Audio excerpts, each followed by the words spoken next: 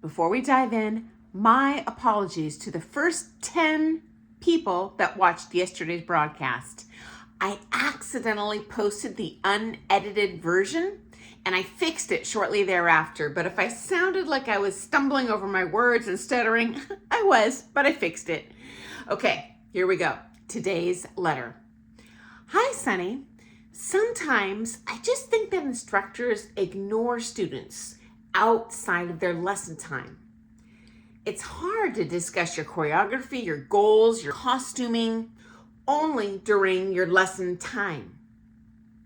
Your 45-minute lesson then becomes 20 minutes.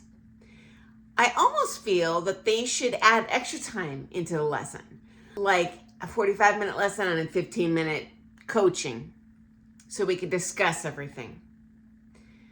Okay, so number one, I have shared your feelings in terms of feeling ignored when I come into the room for a lesson. But now that I have a lot of teaching experience under my belt, I'm going to give you a heads up of what very likely is going on instead. Okay, so firstly, absolutely, this is a common courtesy across the United States where I'm broadcasting from. You say hi, acknowledge someone when they walk in the room, or when you finish the lesson to have some sort of closure like, okay, see you next week, or something along these lines.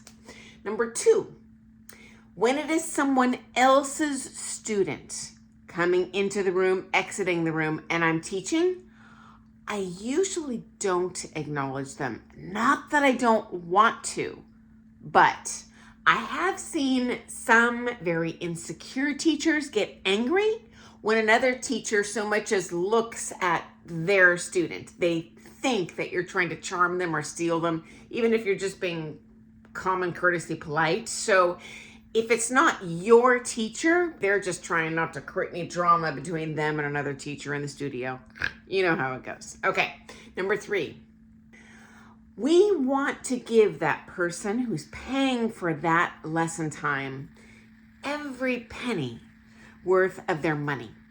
So we try as best we can not to take time away from them. Honestly, if I have to go to the bathroom, I'll stand there with my legs crossed to the very last second because I don't want to leave even for a second. Okay, number four. If they don't have a student with them that they're totally focused on, yes, they should say hi or at least acknowledge if they're doing something else. For example, as I've shared with you in the past, I like to prep for my upcoming lessons. I'm doing choreography, I'm marking time, writing down notes of, oh heavens, that standing leg action was jacked up last time, I gotta fix this today. In which case, when my next student arrives 20 minutes early, I'm sorry, give me a sec here, I'm working on blah, blah, blah, blah, blah, just to clarify what I am doing instead of, I am too good to speak to you. I will not speak to you unless you are paying for every second of my time. It's possible they're getting sucked down the bunny hole of that side work, but maybe they're just rude. I don't know. Okay, next up. Usually we push every second of your paid lesson time to teach dancing because that's our first priority and we're so eager to get one more concept in. I know I certainly am. I'm tracking that time the whole lesson. I'm like, okay, how much more can I fit in? I've got this much time. I'm going to budget this more. Oh, I'm going to hit that reverse turn. And the time just cascades. And it's easy for us as the teacher to overlook that important coaching element. Also, as a longtime pro, sometimes we forget what you don't know in terms of strategy or costuming, entries, yada, yada. So it helps if you remind us, hey, what do I do about such and such? Okay, next up. I worry when I'm teaching, even if I'm just acknowledging, hey, welcome, that my student that I'm teaching will think that I'm bored with the lesson, that I'm actually in the back of my head secretly thinking, man, I can't waste our time up. I can't wait to start this next lesson. Because that's totally not what we're thinking if we do break away. But there is an insecure part of me as a human being that I worry when I take 2 seconds away from that student to look at the door, who's coming in, hello. I don't want them to think that I am not fully vested in teaching them as much as I can during that time stamp. Now, here's another thing that could be going on, and I've encountered this myself. These problems get way worse in terms of ignoring when we're in a busy studio. Here's why. It becomes like a beehive of activity. There are kids coming in, there are people practicing, there are other teachers teaching, there's parents of kids coming in and out, there's other people's students coming in and out.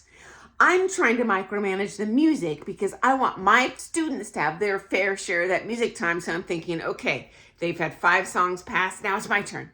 So I often don't notice the next student come in. Occasionally that even happens when I'm just working with one couple. Heck, I can be in there alone and not notice someone come in. They freak me out. But it could just be an oversight, especially in a busy environment like that, because we have so many things distracting us. It's not that I don't want to give another student something that's not paid. I just got to make sure that I'm paying attention as best I can to the student who is taking that lesson. Okay, next thought. That is a part of why I choose to rent my own studio space. But you know what? Ultimately, my students have to pay the price for that because someone's got to cover those high floor fees. But if your studio is just you and the teacher, it's a heck of a lot easier. Not only to get control of the music, but just to be kind and acknowledge everyone, you know. Okay, final thought.